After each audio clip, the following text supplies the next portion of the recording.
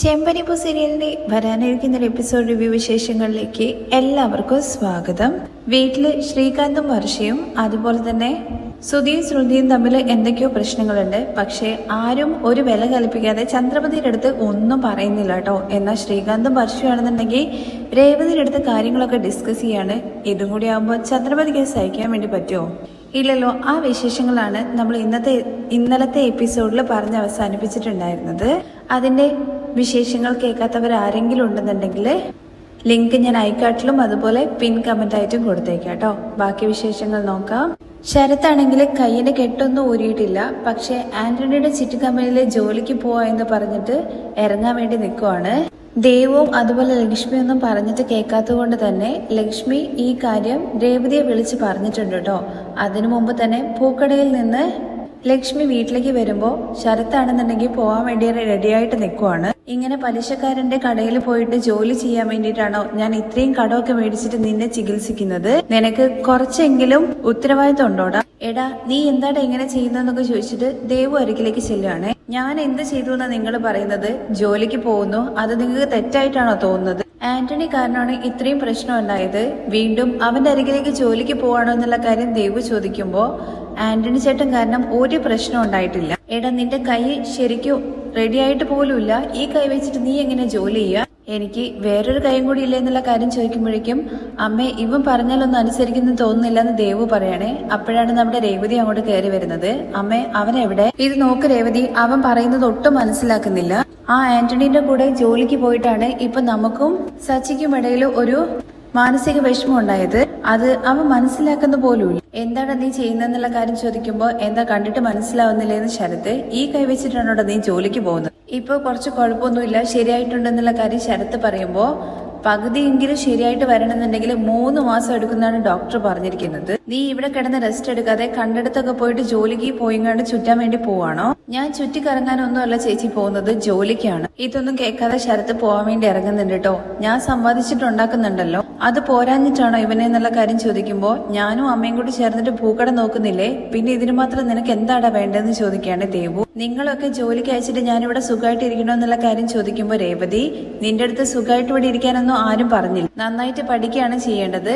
ഇപ്പം പഠിക്കുന്ന ജോലി മാത്രം നീ ചെയ്താൽ മതി. പഠിച്ച് നല്ല മാർക്ക് മേടിച്ചു കഴിഞ്ഞാൽ ഇതിനേക്കാൾ നല്ല ജോലിക്കല്ലേ നീ പോവാൻ വേണ്ടി പോകുന്നത്. എന്നിട്ട് ഇതൊന്നും ചെയ്യാതെ അവന്റെ കൂടെ നീ ജോലിക്ക് പോവാൻ വേണ്ടി പോവാണോ?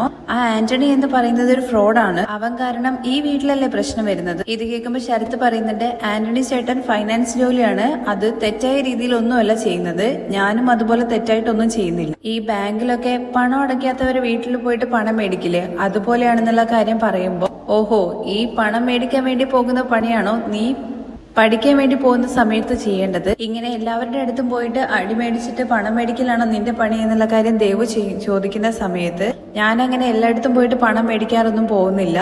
പണം മേടിക്കുന്നതും കൊടുക്കുന്നതൊക്കെ ഡാറ്റ എൻട്രി ചെയ്യുക, അതാണ് എന്റെ ജോലി. പിന്നെ ആന്റണി വലിയ IT കമ്പനിയല്ലേ നടത്തുന്നത്, ഇവൻ വലിയ ഹെഡായിട്ട് അവിടെ ഇരിക്കാൻ. അവനെ കള്ളപ്പലിശയ്ക്കാണ് പണം കൊടുക്കുന്നത്. നീയാണെങ്കിൽ അവന്റെ പോയി കൂടെ ഇരിക്കുകയാണല്ലേ. പഠിക്കുന്ന സമയത്ത് നീ എന്തിനാണ് ഈ ജോലിക്ക് പോകുന്നുള്ള കാര്യം രേവതി ചോദിക്കുമ്പോ ഇതങ്ങനെ തെറ്റായിട്ടുള്ള ജോലിയൊന്നുമല്ല. സച്ചിയേട്ടന്റെ ഫ്രണ്ട്സ് ഒക്കെ വന്നിട്ട് ആന്റണിയുടെ അടുത്ത് പണം മേടിച്ചിട്ടുണ്ട്, അതുകൊണ്ടാണ് അവരുടെ ലൈഫ് നന്നായിട്ടിരിക്കുന്നത്. ഇവർക്കൊക്കെ ബാങ്കിൽ പോയിട്ട് പണം ചോദിച്ചു കഴിഞ്ഞാൽ കൊടുക്കുവോ?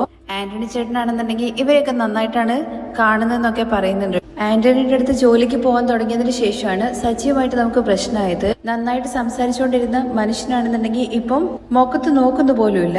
അമ്മ സച്ചിയുടെ ഫ്രണ്ട്സ് ആണ് കടം മേടിച്ചിട്ട് ചുറ്റിക്കറങ്ങിയിട്ടുണ്ടായിരുന്നത്. അത് ആന്റണി ചോദിച്ചത് തെറ്റാണോ? സച്ചിയുടെ ഫ്രണ്ട് മഹേഷാണ് ആദ്യം ഞങ്ങളുടെ മേല് കൈവച്ചത്. അതിനെക്കുറിച്ചൊന്നും മനസ്സിലാവാതെ വന്നിട്ട് എന്റെ കൈ തിരിച്ചു ഓടിച്ചു. എന്നിട്ട് അവരെ ആരും ചോദ്യം ചെയ്യണ്ട എന്നുള്ള കാര്യം പറയുന്ന സമയത്ത് നീ കണ്ടോ അവരാരും ചോദ്യം ചെയ്തില്ല എന്നുള്ള കാര്യത്തെക്കുറിച്ച്. ഞാനും നന്നായിട്ട് ചീത്ത വിളിച്ചിട്ടുണ്ട്, അച്ഛന് നന്നായിട്ട് അദ്ദേഹത്തെ ചീത്ത പറഞ്ഞിട്ടുണ്ട്. ആ മനുഷ്യൻ ഇപ്പൊ എന്റെ അടുത്ത് മിണ്ടുന്ന പോലുമില്ല ശരിക്ക്. ഇത് കേൾക്കുമ്പോ ലക്ഷ്മി ചോദിക്കുന്നുണ്ട് അല്ല രേവതി അവിടെ എന്തെങ്കിലും പ്രശ്നമുണ്ടോ എന്നുള്ള കാര്യം ചോദിക്കുമ്പോ അവരെന്റെ അടുത്ത് സംസാരിക്കുന്ന പോലും ഇല്ലല്ലോ, പിന്നെ എന്ത് പ്രശ്നം ഉണ്ടാക്കാനാ? കേട്ടല്ലോടാ, ഇത്രയും നാള് നന്നായിട്ട് ജീവിച്ചതാണ്. സച്ചിയാണെന്നുണ്ടെങ്കിൽ രേവതിയെ നന്നായിട്ട് നോക്കുകയും ചെയ്തു. ഇപ്പൊ കണ്ടില്ലേ ഇവരും സംസാരിക്കാണ്ടായി. ഇത് കേൾക്കുമ്പോ ശരത്ത് പറയുന്നത്, അമ്മേ ഇവരെ പോലത്തെ ആൾക്കാരുടെ അടുത്ത് സംസാരിക്കാതിരിക്കുന്നതാണ് നല്ലത്. ശരത്തിന്റെ സംസാരം കേൾക്കുമ്പോ ലക്ഷ്മിക്കാണെങ്കിൽ ദേഷ്യം വരുന്നുണ്ട് കേട്ടോ, അടിക്കാനുള്ള. നീ എന്താ പറയുന്നത്? ഇവളെ ഇവിടെ വന്ന് ഇരിക്കാൻ വേണ്ടിയിട്ടാണോ? ഞാൻ എന്തെങ്കിലും പറയും. നീ ചെയ്യുന്ന കാര്യങ്ങൾക്ക് ഇവളുടെ ജീവിതത്തിനും കൂടിയാണ് ബാധിക്കുന്നത്. ശരത്തെ, എന്റെ ജീവിതം ഞാൻ നോക്കിക്കോളാം. പക്ഷേ നീ പഠിക്കേണ്ട സമയത്ത് ആന്റണിയുടെ കൂടെ പോയി നിൽക്കണ്ട. അവൻ പണ്ടത്തേക്കാൾ വലിയ റൗഡി ആയിക്കൊണ്ടിരിക്കുകയാണെന്നുള്ള കാര്യം എല്ലാവരും പറയുന്നുണ്ട്. അവരോടുള്ള അസൂയന്റെ പുറത്ത് എല്ലാവരും അങ്ങനെയൊക്കെ പറയും. നിങ്ങളുടെ ഭർത്താവല്ലേ പോയിട്ട് അവരെ അടിച്ചത്? അപ്പോ നിങ്ങളുടെ ഭർത്താവ് റൗഡിയല്ലേ? ചേച്ചിയും അവരുടെ കൂടെയല്ലേ ജീവിക്കുന്നെന്നുള്ള കാര്യം ചോദിക്കുമ്പോ നീ എന്താ പറഞ്ഞത്? നിങ്ങളുടെ ഭർത്താവെന്നോ? നിന്റെ ചേട്ടനെന്നുള്ള കാര്യം നീ പറയില്ലേ? പറഞ്ഞിടത്തോളം കണ്ടിടത്തോളം മതി. എന്നെ അങ്ങനെ അനിയനെ പോലെ ഒന്നും അല്ലല്ലോ കാണുന്നത്. എന്റെ കൈ പിടിച്ച് ഓടിച്ചതല്ലേ? എന്നെ കുറിച്ച് ചിന്തിക്കാത്ത അവർക്ക് ഞാൻ എന്തിനാ മര്യാദ കൊടുക്കുന്നത്? ചേച്ചി, എന്റെ കാര്യം വിട്ടേക്ക്. ഞാൻ നല്ലയിടത്ത് തന്നെയാണ് ജോലി ചെയ്യുന്നത്. അധികം വൈകാതെ തന്നെ ദേവുവിന്റെ കല്യാണം നടക്കണ്ടേ? എന്താടാ, ഞാൻ നാളെ തന്നെ കെട്ടാൻ വേണ്ടി പോവാണെന്നുള്ള കാര്യം ചോദിക്കുമ്പോ എന്നാണെന്നുണ്ടെങ്കിലും നടക്കണല്ലോ. അതിന് ഇപ്പോഴേ കുറച്ചെങ്കിലും സമ്പാദിച്ചു കൂട്ടണം. ചേച്ചിയുടെ കല്യാണം നടന്നത് ഓർമ്മയുണ്ടല്ലോ. അച്ഛന്റെ ജീവൻ പോയത് കൊണ്ടാണ് ചേച്ചിയുടെ കല്യാണം നടന്നത്. എന്താ നിനക്കും അങ്ങനെ നടക്കുന്നാണോ നീ വിചാരിച്ചുകൊണ്ടിരിക്കുന്നതെന്ന് പറയുമ്പോ ലക്ഷ്മി പറയുന്നുണ്ട്, രേവതിയുടെ സ്വഭാവം ഇഷ്ടമായതുകൊണ്ടാണ് രവിയേട്ടൻ അവരുടെ വീട്ടിലേക്ക് ഇവളെ മരുമകളായിട്ട് കൊണ്ടുപോയത്. രേവതി ചേച്ചിയേക്കാൾ നല്ല പഠിപ്പുണ്ടല്ലോ ദേവുവിന്. അപ്പോ നല്ല പഠിപ്പുള്ള ആളെ തന്നെ കല്യാണം കഴിക്കണം. അതിന് ഒരുപാട് പണം ഉണ്ടാവണം. രേവതി ചേച്ചിയെ പോലെ പോയിട്ട് നാളെ ദേവും കഷ്ടപ്പെടരുത്. എന്താടാ, നിനക്ക് മാത്രമേ ഉത്തരവാദിത്വം ഉള്ളൂ എന്നുള്ള രീതിയിൽ നീ സംസാരിക്കുന്നു. ഞങ്ങൾക്കാർക്കും അതില്ലേ? ഉണ്ട്. പക്ഷേ ചേച്ചിക്ക് ആവശ്യം വന്ന സമയത്ത് വള എന്റെ കയ്യിലല്ലേ കൊണ്ടു തന്നത്. അത് ഇവിടെ ഉണ്ട്, വേണമെങ്കിൽ ഞാൻ എടുത്തു തരാം. ആടി, എന്താ ഇവൻ വളേന്റെ കഥയൊക്കെ പറഞ്ഞെന്ന് ലക്ഷ്മി പറയുമ്പോ അതൊക്കെ അവൻ വേറെ കഥയാണ്, അതൊക്കെ വിട്.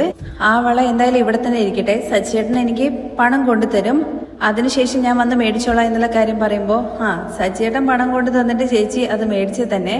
അപ്പോ അവസാനം വരെ ഇവിടെ തന്നെ ആ വളയിരിക്കും. അതൊക്കെ ഞാൻ നോക്കിക്കോളാം. ഞാൻ പറയുന്നത് നീ കേട്ടാ മതി. നീ ഇനി ആന്റണിയുടെ ചിട്ടി കമ്പനിയിൽ ജോലിക്ക് പോകാൻ പാടില്ല. ചേച്ചി, നമ്മുടെ കയ്യില് പണം ഇല്ലാത്തത് കൊണ്ടാണ് ചേച്ചിക്ക് ആ വീട്ടില് ഒരു ബഹുമാനം കിട്ടാത്തത്. ഞാൻ വന്നു കഴിഞ്ഞാല് എന്നെ മോഷ്ടാവിനെ പോലെയാണ് അവര് ചിത്രീകരിക്കുന്നത്. അങ്ങനെ നമ്മുടെ കയ്യില് പണം ഉണ്ടെന്നുണ്ടെങ്കിൽ ആരെങ്കിലും പറയോ? നമുക്കും നല്ല നിലയിലേക്ക് എത്തണം. ദേവുവിന് കല്യാണം കഴിച്ചു കൊടുക്കണം. അമ്മയെ നന്നായിട്ട് നോക്കണം. പിന്നെ എന്നെ കൊണ്ട് ഈ 8-10 ഉള്ള വീട്ടിലൊന്നും നിൽക്കാൻ വേണ്ടി പറ്റില്ല. നമുക്കിന്ന് സ്വന്തം വീട് വേണം. ഇതെല്ലാം മനസ്സിൽ വെച്ചിട്ടാണ് ഞാൻ ഈ ജോലിക്ക് പോകുന്നത്. പഠിച്ചു കഴിഞ്ഞതിന് ശേഷം എനിക്ക് സ്വന്തമായിട്ട് ബിസിനസ് ഒക്കെ നടത്തണം. എനിക്കെന്ന് പറയാൻ വേണ്ടിയിട്ട് ഒരുപാട് സ്വപ്നങ്ങളുണ്ട്. അതെല്ലാം ഞാൻ ചെയ്ത് കാണിക്കും. അതിന് ഈ ജോലി എനിക്ക് പ്രധാനമാണ്. ആരൊക്കെ എന്തൊക്കെ പറഞ്ഞു കഴിഞ്ഞാലും ഞാൻ പോവുക തന്നെ ചെയ്യുമെന്ന് പറഞ്ഞിട്ട് ശരത്ത് അവിടെ നിന്ന് ഇറങ്ങുവാണേ. അവൻ പോകുന്നത് കാണുമ്പോൾ രേവതിക്ക്, ലക്ഷ്മിക്ക്, ദേവുവിനൊക്കെ ഭയങ്കരമായിട്ട് സങ്കടമാവുന്നുണ്ട് കേട്ടോ. തുടർന്ന് പാർലറിലാണ് കാണിക്കുന്നത്. മീര ശ്രുതിയുടെ അടുത്ത് ചോദിക്കുന്നുണ്ട്, അപ്പോ ഇത്രയും നാള് ശ്രുതി റെസ്റ്റോറന്റിൽ ജോലിക്ക് പോയല്ലേ എന്നുള്ള കാര്യം ചോദിക്കുമ്പോൾ അതെ, വെയിറ്റർ ആയിട്ടായിരുന്നു. എല്ലാ ദിവസവും അവൻ വരുന്ന സമയത്ത് അവന്റെ ശരീരത്തിലൊക്കെ സാമ്പാറിന് മണം ഉണ്ടാവാറുണ്ട്. ചോദിച്ച സമയത്ത് അവൻ പറഞ്ഞത് പുതിയ പെർഫ്യൂം ആണെന്നാണേ.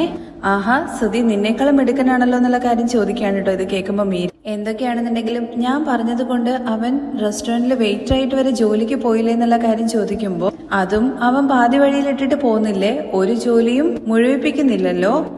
ആരെങ്കിലും എന്തെങ്കിലും പറഞ്ഞത് കേട്ടാ ഉടനെ തന്നെ ആ ജോലി വിട്ടിട്ട് പോരും. എന്ത് ജോലിക്ക് പോയി കഴിഞ്ഞു കഴിഞ്ഞാലും നമുക്ക് മുകളിൽ ഒരു പൊസിഷനിൽ ആൾക്കാരുണ്ടാവുക തന്നെ ചെയ്യും. അവര് നമ്മൾ ഭയന്നേ പറ്റുള്ളൂ. എന്നാൽ ശ്രുതിക്കാണെന്നുണ്ടെങ്കിൽ അവനെ ആരും ചീത്ത പറയരുത് എന്നുള്ള ധാരണയാണ്.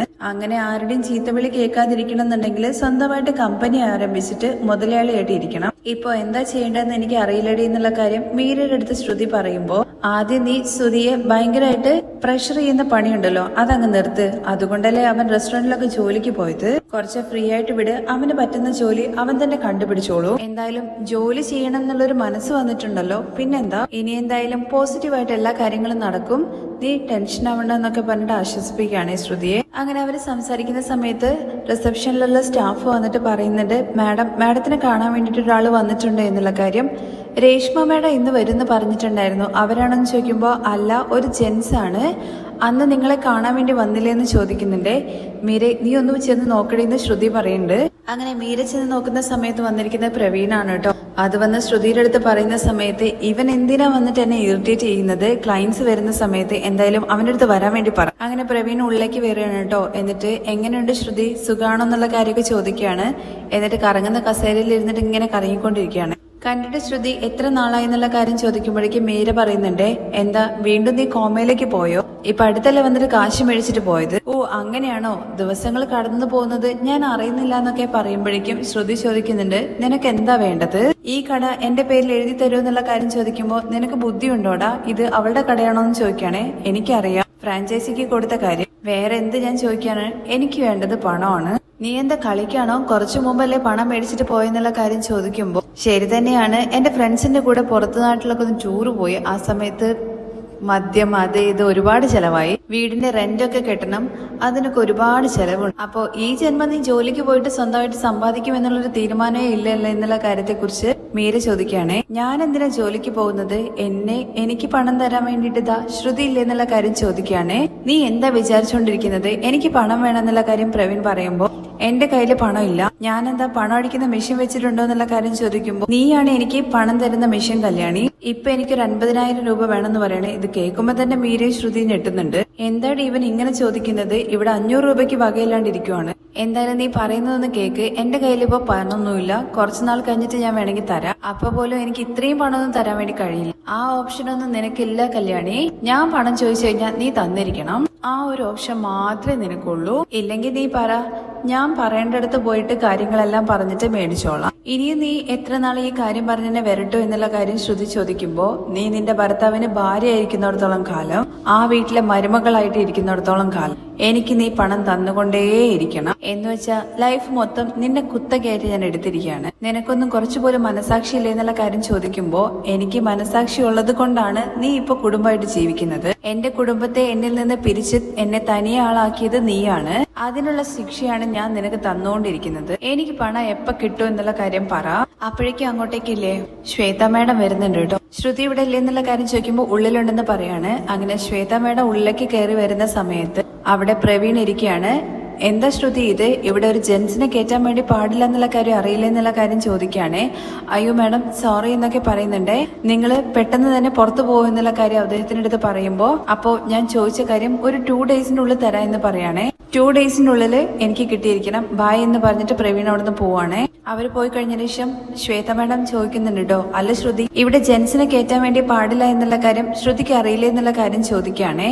അറിയാം മാഡം, അവര് അറിയുന്നവരാന്നുള്ള കാര്യം പറയുമ്പോ അവരാരോ ആയിക്കോട്ടെ, ഇവിടെ ലേഡീസ് വരുന്ന സമയത്ത് അവർക്ക് അൺകംഫോർട്ടബിൾ ആയിട്ട് തോന്നില്ലേ? വെയിറ്റിംഗ് ഏരിയയിൽ വെച്ചിട്ട് സംസാരിച്ചോളൂ. ഇവിടെ ഉള്ളിൽ കയറ്റിയിട്ട് സംസാരിക്കുന്നു, അതും വർക്കിംഗ് അവേഴ്സിൽ. സോറി മാഡം എന്ന് ശ്രുതി പറയുമ്പോ മറ്റ് ബ്രാഞ്ചിനേക്കാൾ നന്നായിട്ട് നീ വർക്ക് ചെയ്യുന്നുണ്ട് എന്ന് കരുതിയിട്ട് നീ നിന്റെ ഇഷ്ടത്തിനെല്ലാം ചെയ്യാന്ന് വിചാരിക്കണ്ട. ഇവിടെ നീ ഓണർ അല്ല, സ്റ്റാഫാണ്, അത് നീ മറക്കണ്ട. സോറി മാഡം, ഇനി ഇങ്ങനെ നടക്കില്ല എന്നുള്ള കാര്യം ശ്രുതി പറയുന്നുണ്ട് കേട്ടോ. അക്കൗണ്ട്സ് ഒക്കെ ചെക്ക് ചെയ്യണം, എടുത്തിട്ട് വാ എന്ന് പറഞ്ഞിട്ട് കലിപ്പോട് കൂടിയിട്ട് ഉള്ളിലേക്ക് കയറി പോവാണ്. ശ്വേത മേഡം പോയി കഴിഞ്ഞതിന് ശേഷം മീര ചോദിക്കുന്നുണ്ട്, ഇവരെന്താ ഇങ്ങനെയൊക്കെ സംസാരിക്കുന്നത് എന്നുള്ള കാര്യം. അവര് പറഞ്ഞതുപോലെ ഞാൻ വെറും സ്റ്റാഫ് അല്ലേ ഇവിടെ, എന്തായാലും അയാൾ ഇനി ഇവിടെ വരാതെ നോക്കണം. അങ്ങനെ ശ്രുതി ടെൻഷൻ അടിച്ച് അവിടെ തന്നെ നിൽക്കുകയാണ് കേട്ടോ. അപ്പോഴേക്കും ഉള്ളിൽ നിന്ന് വിളി വരുന്നുണ്ട്, ശ്രുതി എന്ന് പറഞ്ഞിട്ട് ഇതാ മേഡം വന്നോണ്ടിരിക്കുക എന്ന് പറയാണേ. തുടർന്ന് ഷെഡില് നമ്മുടെ സച്ചി എല്ലാവരുമായിട്ട് സംസാരിക്കുന്നുണ്ട് കേട്ടോ. ആ സമയത്ത് മഹേഷ് പറയുന്നു, കാറിന് ഓട്ടോ ഇല്ലെന്ന് കരുതിയപ്പോ ഇപ്പോ ഓട്ടോയ്ക്ക് ഓട്ടോ ഇല്ലാത്ത അവസ്ഥയായോ എന്നുള്ള കാര്യം ചോദിക്കുന്നുണ്ടേ. ഓട്ടോ ഒക്കെ വരുന്നുണ്ട്, പക്ഷെ വാടകയുടെ പൈസ കൊടുക്കാനുള്ള ഓട്ടോ മാത്രമേ കിട്ടുന്നുള്ളൂ. പക്ഷെ നമ്മുടെ ചെലവിനുള്ളത് കിട്ടുന്നില്ല.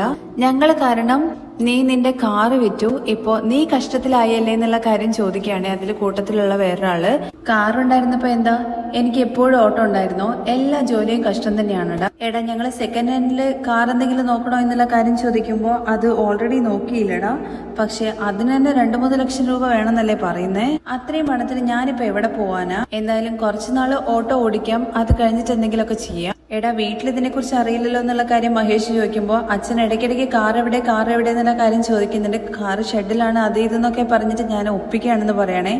നീ എത്ര നാൾ ഇങ്ങനെ മറച്ചു വെക്കൂടാ? അറിയില്ലടാ, അച്ഛൻ ഇതിനെ കുറിച്ച് അറിഞ്ഞു കഴിഞ്ഞാൽ സങ്കടപ്പെടും. എന്തായാലും കുറച്ചു ദിവസം കഴിയട്ടെ എന്നിട്ട് പറയാം. അങ്ങനെ ഇവര് സംസാരിക്കുന്നതിന്റെ ഇടയ്ക്കാണ് കേട്ടോ ആന്റണീന്റെ ബൈക്കില് ശരത്തും ആന്റണിയും കൂടി ആ കാർ ഷെഡിലേക്ക് വരുന്നു. അങ്ങനെ സച്ചി അവിടെ തന്നെ ഇരിക്കുകയാണ് കേട്ടോ. എന്നിട്ട് ആന്റണിക്ക് അരികിലേക്ക് മഹേഷും കൂട്ടരും കൂടി ചെന്നിട്ട് ചോദിക്കുന്നുണ്ടേ, നിനക്ക് തരേണ്ട കാശൊക്കെ കിട്ടിയില്ലേ? പിന്നെ നീ എന്തിനാ ഇപ്പൊ ഇങ്ങോട്ട് വന്നത്? ഇനി നിന്റെ കയ്യിൽ നിന്ന് ഒരു 10 പൈസ പോലും ആരും കടം മേടിക്കില്ല. ഇനിയിപ്പോ നിങ്ങൾ ചോദിച്ചു കഴിഞ്ഞാലും ഞാൻ തരാൻ വേണ്ടി പോകുന്നില്ല എന്ന് ആന്റണി. നിങ്ങൾക്ക് ആവശ്യം വരുന്ന സമയത്തല്ലേ ഞാൻ തന്നത്, ആ നന്ദി പോലും ഇല്ലല്ലോ എന്നുള്ള കാര്യമൊക്കെ ചോദിക്കുമ്പോഴേക്കും സച്ചി അവിടെ ഇരുന്നോടന്ന് എന്താ കിട്ടിയതൊന്നും പോരെ, അന്നേ ഞാൻ നിങ്ങളടുത്ത് പറഞ്ഞതല്ലേ വീണ്ടും എന്റെ മുമ്പിൽ വന്ന് നിക്കരുതെന്ന്. അടി വാങ്ങാൻ വേണ്ടി വന്ന് നിക്കുവാണോ? വാങ്ങിയത് തിരിച്ചു തരാനുള്ള കണക്കുണ്ട് സച്ചി. നീ വന്ന പോലെ തിരിച്ചു പോയിട്ടില്ല എന്നുണ്ടെങ്കിൽ വാങ്ങിയുടെ കണക്ക് കൂടുകയും വട്ടിയും പലിശയും ചേർത്തിട്ട് നീ തിരിച്ചു തരേണ്ടി വരും. മര്യാദയ്ക്ക് പോയിക്കോ. ഞങ്ങളുടെ കണക്ക് ഞങ്ങൾ തിരിച്ചോളാം. പക്ഷെ ശരത്തിന് ഇപ്പൊ സംസാരിക്കണം എന്ന് പറഞ്ഞു. ശരത്തെ നീ പോയി സംസാരിക്കും. അപ്പോഴേക്കും മഹേഷ് നമ്മുടെ ശരത്തിനെ തടഞ്ഞു നിർത്തിയിട്ട്, ശരത്തെ നീ പ്രശ്നം ഉണ്ടാക്കാതെ പോവാൻ നോക്ക് എന്ന് പറയണേ. ഞാൻ നിങ്ങളടുത്ത് സംസാരിക്കാൻ വേണ്ടി വന്നതല്ല എന്ന് കൈ ചൂണ്ടിയിട്ട് നമ്മുടെ ശരത്ത് പറയണേ. അങ്ങനെ ശരത്ത് നടന്നിട്ട് നമ്മുടെ സച്ചിക്ക് മുമ്പിൽ നിൽക്കുവാണേ. അങ്ങനെ ശരത്ത് ചെന്നിട്ട് എന്താ ചെയ്യുന്നതെന്നറിയോ? ആ 1 ലക്ഷം രൂപ നമ്മുടെ ചന്ദ്രമതിയുടെ കയ്യിൽ നിന്ന് തട്ടിയെടുത്ത പൈസ ഉണ്ടല്ലോ, അത് കൊണ്ടുപോയിട്ട് സച്ചിയുടെ അരികിൽ വെച്ചിട്ട്, ഈ പണം കാരണമല്ലേ പ്രശ്നം, നിങ്ങളുടെ അമ്മയുടെ കയ്യിൽ നിന്ന് അടിച്ചു മാറ്റിയ 1 ലക്ഷം രൂപയാണത്, ഇത് നിങ്ങൾ എടുത്തോളൂ, ഇത് കാരണമല്ലേ നിങ്ങൾ എന്റെ കൈ ഒടിച്ചത്. അങ്ങനെ സച്ചി ഒന്നും മിണ്ടുന്നില്ല കേട്ടോ. അപ്പൊ ശരത്ത് തന്നെ പറയുന്നുണ്ട്, എനിക്കറിയാം എന്താ പറയാൻ വേണ്ടി പോകുന്നത് എന്നുള്ള കാര്യം, നിന്റെ പിച്ചക്കാശ് എനിക്ക് എന്തിനാണ്, വേണ്ടെങ്കിൽ വേണ്ട ഞാൻ എടുത്തോളാം എന്ന് പറഞ്ഞിട്ട് ശരത്ത് ആ പണം എടുക്കാൻ വേണ്ടി പോകുമ്പോ ശരത്തിന്റെ കൈക്ക് ഒരൊറ്റ തട്ടം കൊടുക്കാണ് കേട്ടോ. ഞാൻ എന്തിനാണ് അങ്ങനെ പറയാൻ വേണ്ടി പോകുന്നത്, ഇത് എന്റെ അച്ഛൻ സമ്പാദിച്ച പണമാണ്, നിന്നെ പോലെ മോഷ്ടിച്ചുണ്ടാക്കിയ പണമല്ല, ഇത് അവരുടെ കയ്യിൽ തന്നെയാണ് ഇരിക്കേണ്ടത്. മഹേഷേ എന്താ സച്ചി എന്ന് പറഞ്ഞിട്ട് അരികിലേക്ക് ചെല്ലുമ്പോ, എടാ ഇതൊന്ന് എണ്ണി നോക്ക്, ഈ കള്ളന്മാരെ ഒന്നും വിശ്വസിക്കാൻ കൊള്ളില്ല. അങ്ങനെ മഹേഷ് എണ്ണിക്കൊണ്ടിരിക്കുമ്പോ ശരത്ത് പറയുന്നുണ്ട്, നിങ്ങളുടെ വീട്ടിലെ പണം ഞാൻ മോഷ്ടിച്ചതിന്റെ പേരിലല്ലേ എന്നെ ഈ അവസ്ഥയിലാക്കിയത്, ദാ ഇപ്പൊ തിരിച്ചു തന്നു, ഇതോട് കൂടിയിട്ട് എല്ലാം കഴിഞ്ഞു, ഇനി എന്നെ ചോദ്യം ചെയ്യാനുള്ള അവകാശം നിങ്ങൾക്കില്ല. നിന്നെ അല്ലെങ്കിലും ആരാടാ ചോദ്യം ചെയ്യാൻ വേണ്ടി വരുന്നത്, നിന്നെ ഒന്നും ഒരിക്കലും മാറ്റാൻ വേണ്ടി പറ്റില്ല. മറ്റുള്ളവരുടെ കൂടെ ചേർന്നിട്ടാണ് നീ ചീത്തയാവുന്നതെന്ന് ഞാൻ വിചാരിച്ചത്, പക്ഷെ നീയും വലിയൊരു ക്രിമിനലാണ്. ഞാൻ എങ്ങനെ വേണമെങ്കിലും ആയിക്കോട്ടെ, അത് ചോദ്യം ചെയ്യാനുള്ള പണിയൊന്നും നിങ്ങൾ എടുക്കണ്ട. ഇനി സ്ട്രെയിറ്റ് ആയിട്ട് എന്റെ അടുത്ത് പറയാൻ വേണ്ടി പറ്റാത്തത് കൊണ്ട് ഇനി ചേച്ചിയെ വീട്ടിലേക്ക് അയച്ചിട്ട് എന്നെ അഡ്വൈസ് ചെയ്യുന്ന പണിയൊക്കെ നിർത്തിക്കോണം. എന്താ നീ പറഞ്ഞത്, ഞാൻ അവളെ വീട്ടിലേക്ക് അയച്ചു വന്നു? ചുമ്മാ നിങ്ങൾ അറിയാത്ത പോലെ സംസാരിക്കണ്ട. ചേച്ചിയെ വീട്ടിലേക്ക് അയച്ചത് ആന്റണി ചേട്ടന്റെ കൂടെ ജോലിക്ക് പോകരുതെന്നൊക്കെ പറയാൻ വേണ്ടിയിട്ട് നിങ്ങളാണ് ചേച്ചിയെ അങ്ങോട്ട് അയച്ചതെന്ന് എനിക്ക് നന്നായിട്ട് അറിയാം. എടാ എനിക്കെന്താ വേറെ പണിയൊന്നുമില്ലേ, നീ നാരിയുടെ കൂടെ പോവാണ്ടിരിക്കുക, എന്ത് വേണമെങ്കിലും ചെയ്യുക, അതിലെനിക്കെന്താ. നിങ്ങൾ പറഞ്ഞിട്ടാണ് എന്റെ ചേച്ചി എന്റെ അടുത്ത് വന്ന് അഡ്വൈസ് ചെയ്തെന്നുള്ള എനിക്കറിയാം. എന്തായാലും ഇനി അഡ്വൈസ് ചെയ്യുന്ന പണി അങ്ങ് നിർത്തിക്കോ. ഞാൻ ആരുടെ കൂടെ ജോലി ചെയ്യണം, എങ്ങനെ ജീവിക്കണം എന്നുള്ളതൊക്കെ എന്റെ ഇഷ്ടമാണ്. ഇനിയും ചേച്ചിയെ ഓരോന്ന് പറഞ്ഞിട്ട് വീട്ടിലേക്ക് പറഞ്ഞു വിടുന്ന പണിയുണ്ടല്ലോ, അതങ്ങ് നിർത്തിക്കൊള്ളാൻ വേണ്ടി പറയുമ്പോഴേക്ക് സച്ചിക്ക് അങ്ങ് ദേഷ്യം വരണേ. ഞാൻ ചെയ്തിട്ടില്ല എന്നല്ലാതെ നിന്റെ അടുത്ത് പറഞ്ഞത്. അടുത്തുണ്ടല്ലോ സച്ചി ഇരിക്കുന്ന ചെയറിന് തൊട്ടടുത്ത് തന്നെ വേറൊരു ചെയറുണ്ട്, അവിടെ ഇരിക്കുകയാണേ. നിങ്ങളെ കുറിച്ച് എനിക്കറിയില്ലേ, ഹോസ്പിറ്റലിൽ വന്നിട്ട് എന്നെ ഭീഷണിപ്പെടുത്താൻ വേണ്ടി ശ്രമിച്ചു.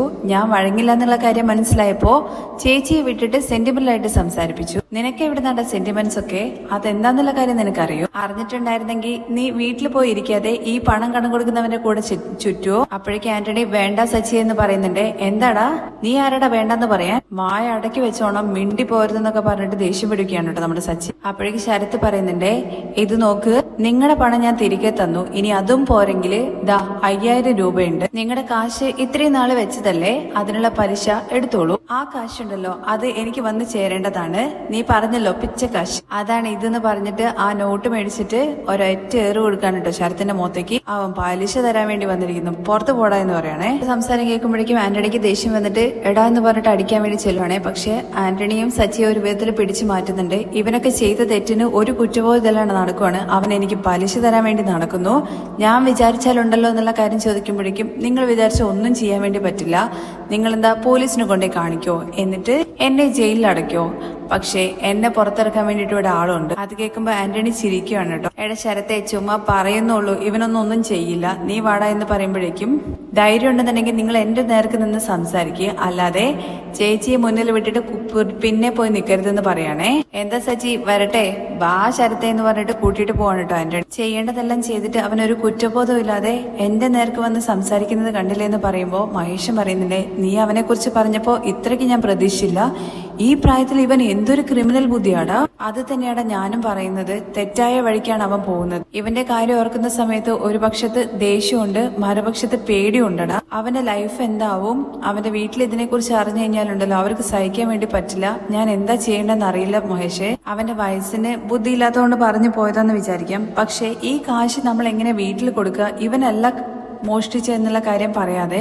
അങ്ങനെ സച്ചി ആ പണം പിടിച്ചിങ്ങനെ ആലോചിച്ചുകൊണ്ട് നിൽക്കുകയാണെ. അത് കഴിഞ്ഞ് രേവതിയുടെ അടുത്തേക്ക് വന്നിട്ട് എന്താടി ഭക്ഷണമൊന്നും ആയില്ലേ എന്നുള്ള കാര്യം ചോദിക്കുമ്പോൾ ഇപ്പൊ ആവും. രാവിലെ എണീറ്റിട്ട് പൂ മേടിക്കാൻ വേണ്ടി പോവും. നേരത്തിനും കാലത്തിനും ഒന്നും ഉണ്ടാക്കി തിന്നാൻ വേണ്ടി പറ്റില്ല എന്നുള്ള കാര്യം പറയാണേ. അപ്പോഴേക്കും രേവതി ചന്ദ്രയുടെ അടുത്ത് പറയുന്നുണ്ട്, ശരിയായ സമയത്ത് ഭക്ഷണം കഴിക്കണമെന്നുണ്ടെങ്കിൽ അമ്മ ജയിലിൽ പോകേണ്ടി വരുമെന്നേ. എന്താടി നീ പറഞ്ഞെന്ന് ചോദിക്കുമ്പോ, ജയിലില് എല്ലാ ദിവസവും കൃത്യസമയത്ത് മണിയടിച്ചിട്ട് ഭക്ഷണം കൊടുക്കുന്നെന്ന് പറഞ്ഞു കേട്ടിട്ടുണ്ട്. എന്താടി നിനക്ക് കൊഴുപ്പാണോ എന്നുള്ള കാര്യം ചോദിക്കുമ്പോ, പിന്നെ എന്താ അമ്മേ, എല്ലാം കൃത്യസമയത്ത് നടക്കുവോ?